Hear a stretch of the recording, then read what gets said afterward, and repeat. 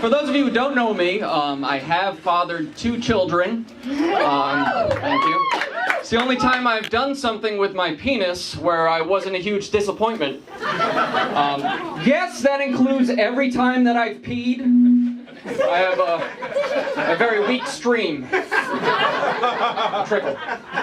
So fatherhood is full of a lot of weird moments, which can be expected of anything that starts by watching a person crawl out of another person. I've seen that shit twice, live, with my eyeballs. I'm still not convinced that that's how it works. I'm just standing 2 feet from it thinking, no, not buying it. Clearly CGI. And then they pull the baby out, and they show it to you, and casually sneak it away while someone else gets in your face to distract you, saying, "Excuse me, are you interested in cutting this translucent meat cord?" And I think it's at that moment that the stork swoops in and drops off the real baby. It's a conspiracy. And look, I know it's supposed to be this big symbolic thing, but cutting the umbilical cord is the adult equivalent of when a pilot lets a kid sit in the cockpit to fly the plane. Look, everybody, I'm helping too. Snap. You know, they can at least pretend like you're doing something important. Oh my God, the doctor's having a heart attack. Quick, we need a big, strong man to cut this thing, or the baby's gonna die. All right, if that's not cool, at least let's go full ceremony and let me use the giant scissors that mayors use for cutting ribbons. Fuck, I'll use them for the circumcision too.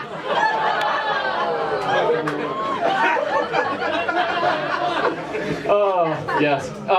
So I had to potty train my kids. Now, for those of you unfamiliar with the term, potty training is when you teach another human being how not to shit all over themselves.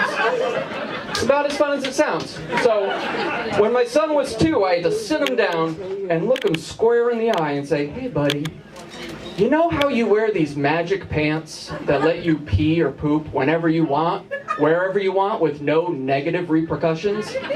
Turns out that's actually not awesome. What's cool is painfully holding it in until you find one of these special rooms that are sometimes hard to get to, if not completely unavailable. And then if you don't make it in time, which you won't, over and over again, you get to experience all these new exciting feelings like shame and embarrassment and what it's like to be judged by everybody in a room. So let's get to it, champ." Now, the biggest hitch in the potty training process is that kids are fucking dumb, and they have a tough time recognizing the feeling of, "Oh no, I'm about to shit." You know, they totally understand the feeling of, "It appears that I have recently crapped my pants." And there are even some that have a firm grasp on, currently, as we're speaking, I am in the process of soiling myself. It's just the whole, I am T-minus 60 seconds from shooting shit missiles into my shorts. That is the ever-elusive white whale of toddlers everywhere. So here's the plan. You randomly, throughout the day, capture the child, place them on the toilet, wait, then release them back out into the wild. And then if by some minor miracle all of the stars and planets align, and during that small window of time they happen to squirt out some business, you have to act as if it's the greatest human achievement since Stephen Hawking wrote a book by twitching his cheek. Oh my God. It's happening! It's happening! Quick!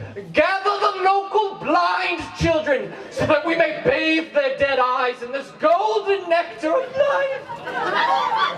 But you have to be so fast. If you're even 30 seconds too late, your kid just looks at you like, "What the fuck is this guy so happy about?" So the end result is me crouched over staring at my son's tiny penis like it's a firework I lit that isn't doing anything.